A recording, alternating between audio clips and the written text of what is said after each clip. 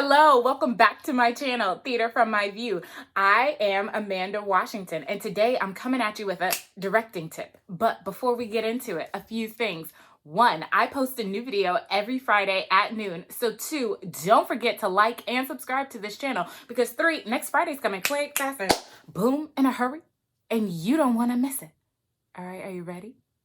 Let's get into it. How do you know a script is for you, as in meant for you to direct? There's a couple of ways that I measure it by. First and foremost, when I'm reading the script for the very first time, if I don't immediately start having ideas on how I could stage it, I'm like, okay, maybe that script isn't for me. Also, if I give myself 2 sittings to get through it. If I can't get through it within 2 sittings, then no, maybe that script isn't for me. Also, if I put off reading it. So for instance, I could start reading the script for the first time and then I'm like, oh, I got a text message. And I go to that text message, it's like, and I keep getting distracted and I allow those distractions to become the main priority instead of reading the script, that's another sign for me.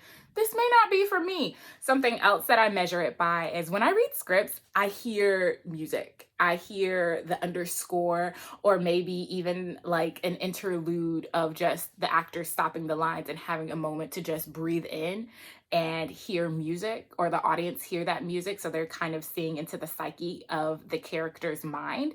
And if I don't ever have those moments, or if I don't hear music or find a moment where I think that could happen, even though that may not ever actually get into the actual show, it's a huge sign for me that this ain't it.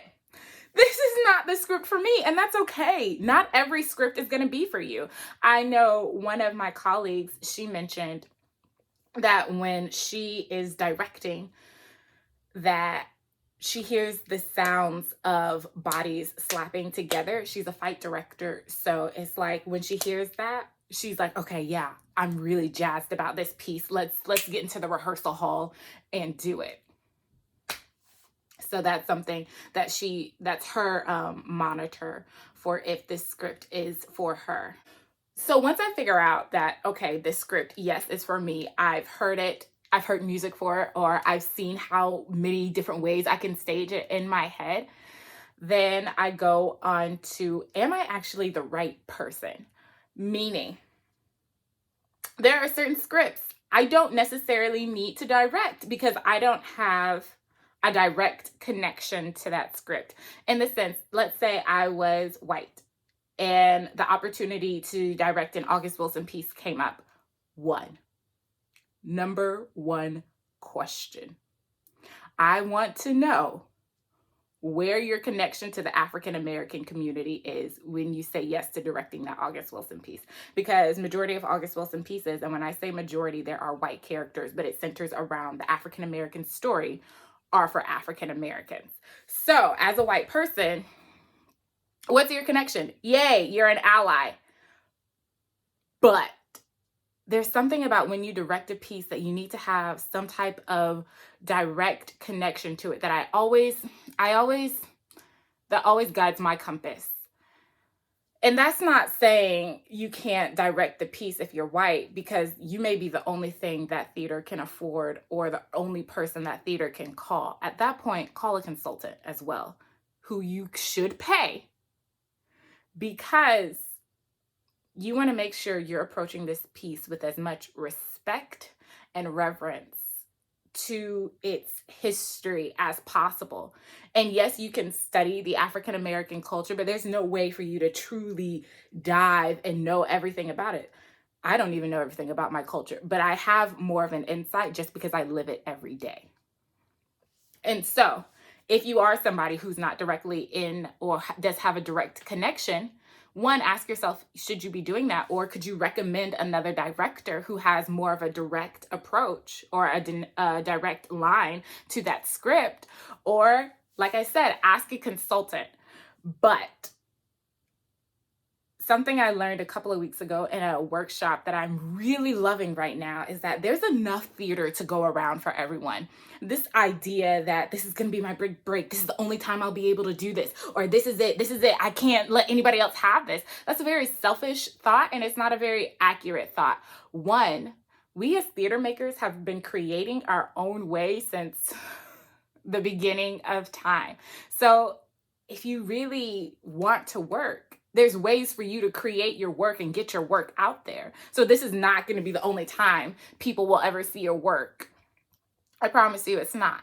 Something else I keep in mind is it is okay to ask for help. You as the director are not going to know everything.